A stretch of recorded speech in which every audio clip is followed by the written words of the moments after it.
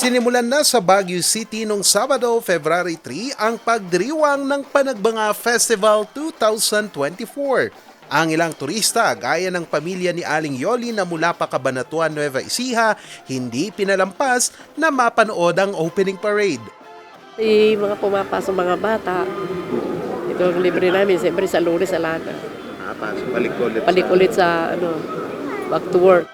Bago ang parada, sinimulan muna ito sa isang ritual na ugayam o dasal sa Panagbanga Park. Tabakina Adam kuma, amen kadakam. Nagpatalbugan sa parada ang 6 na kalahok ng Elementary Drum and Lyre Competition, suot ang kanilang makukulay na costumes at todo pagindak sa kanilang sayaw. Happy. Po, unlike before, mas po ngayon parang mas maluwag po. Mas maluwag. Opo. Ito todo po yung practice para maging champion. Siyempre masaya po. Pero kung titingnan yung mga medyo magkakalapit lang kaya may nervyos na kasama.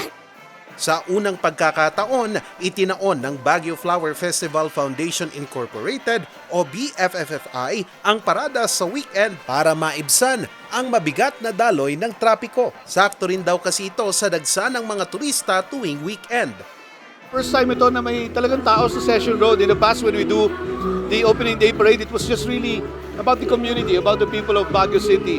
And very thin crowd doon sa ating parade route. Ngayon nakita natin, spread out sila. Masasabi naman ng pamalang lungsod at ng BFFFI na matagumpay ang pagbubukas ng pagdiriwang. Bahagya namang bumigat ang daloy ng trapiko sa lungsod sa mga pagsasara ng ilang kalsada, pero may itinalaga ng rerouting schemes na inihanda para dito ang Baguio City Police Office. More than 1,300 plus ang nakadeploy ngayon. We made sure that it is a private sector-led na event para talaga smooth sailing yan. Walang interference from politics. Nagayag naman ng pasasalamat ang BFFFI sa walang sawang suporta ng publiko sa pagdiriwang. We have been doing this 28 years already.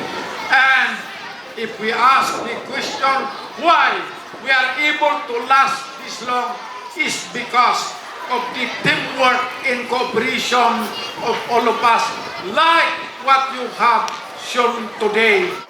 Handa na rin ang lungsod sa pinakaabangang Grand Street Dance Parade na gaganapin sa ika-24 ng Pebrero at ang Grand Floral Float Parade sa ika-25 ng Pebrero. Charles Nicolimon para sa Luzon Headlines.